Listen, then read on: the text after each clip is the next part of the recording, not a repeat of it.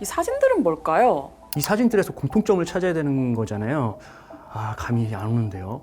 업무 관련이라고 생각했었는데 이번엔 쉽지 않은 업무 환경이거든요. 또 4번에는 또 세 분이 회의를 하시는 것 같은데 1번, 3번에는 또 사람이 없어요. 쉽지 않네요.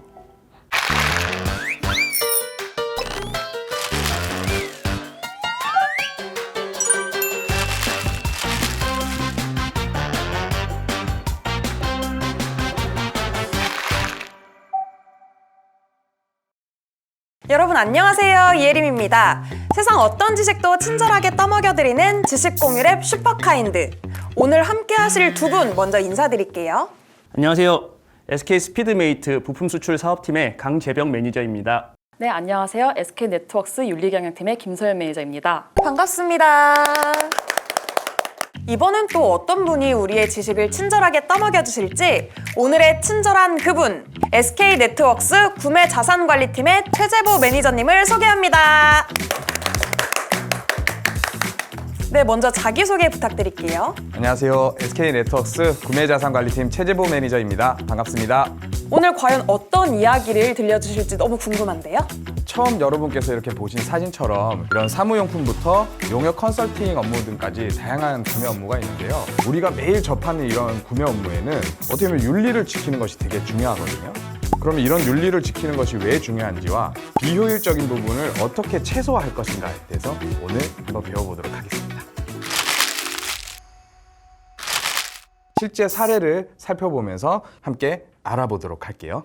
대기업과 계약을 맺고 제품을 납품했는데 갑자기 이번엔 대금 좀 줄여야겠는데요 라고 연락이 옵니다. 와, 그건 좀 억울하겠는데요? 이미 계약한 금액인데 갑자기 감액이라니. 이거 완전히 갑질 아닌가요? 한 수탁기업은 계약 당시 합의된 대금을 일방적으로 감액당했고요. 이로 인해 경영난도 겪게 되었습니다. 결국은 법적 대응까지 고려할 수밖에 없었죠. 다른 사례도 한번 볼게요.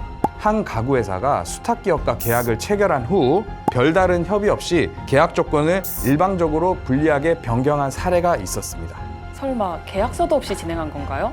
맞습니다. 서면 계약서도 발급하지 않아서 수탁기업은 불리한 계약을 감수할 수밖에 없었고요. 결국 법적 분쟁까지 갈 수밖에 없었죠.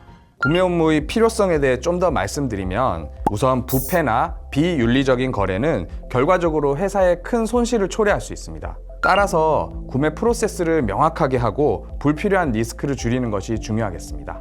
윤리적으로 문제가 있는 업체와 거래를 하게 되면 우리 회사도 신뢰를 잃을 수 있기 때문에 공급망 리스크를 관리하는 것이 중요하겠습니다. 또 부패방지법이나 공정거래법을 어기면 법적 분쟁이 발생할 수 있기 때문에 회사뿐만 아니라 개인에게도 불이익을 초래할 수 있습니다.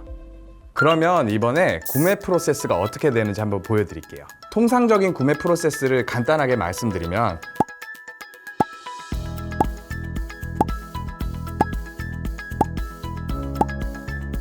생각보다 단계가 많네요. 각 단계마다 이슈가 생길 수도 있을 것 같은데요. 정답이에요. 그래서 이번에는 각 단계마다 어떤 문제가 발생할 수 있는지 알아보도록 하겠습니다. 먼저 구매 요청을 하기 전에 발생할 수 있는 문제부터 이야기해 볼게요. 구매팀과 협력 없이 인터넷이나 인근 업체에서 임의로 예상 구매가를 받아 구매 요청을 하는 경우가 있습니다. 그냥 미리 예산 잡고 요청하는 게 더 빠르지 않나요? 물론 그렇게 생각할 수도 있지만 예를 들어 예상 구매가를 선정한 업체가 우리 회사의 충족 기준을 만족하지 못하는 경우가 발생할 수 있어요. 신용평가 기록이 없어서 재무 건전성을 확인할 수가 없고요. 이에 따른 계약 이후에 대금 지급이 지연된다거나 계약 불이행 등의 문제가 발생할 수 있어요. 또 작업 환경이 안전하지 않다거나 안전보건법 기준을 충족하지 못하면 우리 회사가 법적 책임을 질 수도 있고요. 나아가 사업을 영위할 법적 자격이 없는 업체와 계약을 체결하게 되면 해당 계약이 무효화될 가능성도 큽니다.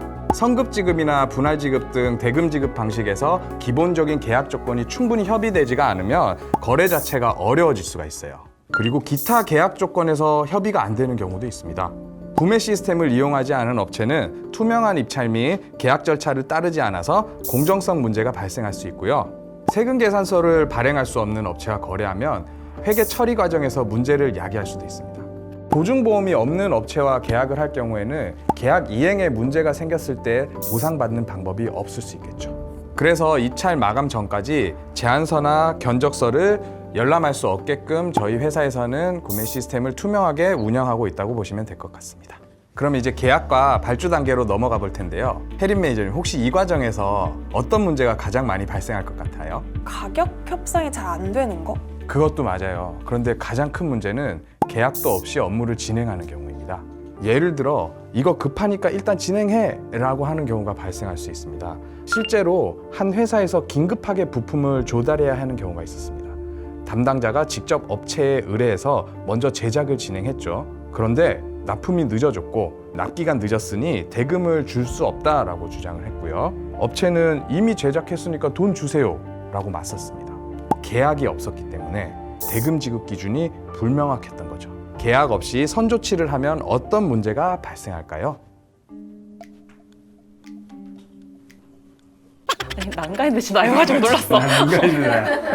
갑자기 질문이 훅 들어왔어요. 나연. 어떤 문제가 발생할 수 있을까요? 법적 리스크가 발생할 수도 있을 것 같아요. 맞습니다. 계약 없이 업무를 진행하게 되면 나중에 법적 분쟁이 생길 확률이 높아지는 거죠.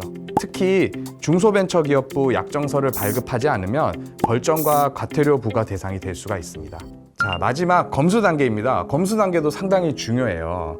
계약에 따라 정해진 기간 내에 대금을 지급해야 되는 것이 맞습니다. 그런데 검수가 늦어지면 대금 지급도 자동적으로 늦어지겠죠? 네, 그렇죠. 검수를 맞춰야 결제가 진행되니까요. 문제는 검수 지연이 상생협력법 위반 사항이라는 점입니다. 법적으로 정해진 기한을 초과하면 벌점과 과태료가 부과될 수 있거든요. 또 검수가 늦어지면 협력업체는 우리 회사를 신뢰하지 않게 되겠죠. 이후 거래에서 단가를 높게 책정할 가능성도 높고 심한 경우는 거래를 중단하려고 하는 경우도 발생할 수 있습니다. 그러면 우리도 손해네요. 나중에 더 비싼 가격에 거래해야 할 수도 있으니까요. 그래서 계약을 맺을 때 품질 기준을 명확하게 정하고 만약 문제가 발생하면 사전 협의 후 해결을 해야 합니다. 자, 그럼 오늘 우리가 구매 프로세스의 각 단계별로 발생할 수 있는 윤리적 문제와 그 해결 방안에 대해 이야기를 나누어 봤습니다. 다들 어떠세요? 실제 사례를 들으니까 윤리적인 구매가 왜 중요한지 확실히 이해가 됐어요. 이렇게 체계적으로 알지는 못한 지식이었는데 이렇게 친절하게 설명해 주시니까 좋은 시간이었던 것 같습니다. 저는 앞으로 구매할 때 궁금한 점이 있으면 구매팀에 문의해서 적절한 절차를 거쳐서 구매할 수 있도록 좀 더 노력해야겠다는 생각이 들었습니다. 오늘 지식공유랩 슈퍼카인드에서는 최재보 매니저님과 함께 구매 윤리에 대한 이야기를 나눠봤는데요. 작은 습관이 쌓여 더 좋은 조직 문화를 만들고 신뢰받는 기업으로 성장하는 데 기여할 수 있다는 점을 꼭 기억해 주시길 바라면서 그럼 저희는 다음 시간 새로운 슈퍼카인드와 함께 더 유익한 내용으로 다시 찾아올게요. 감사합니다.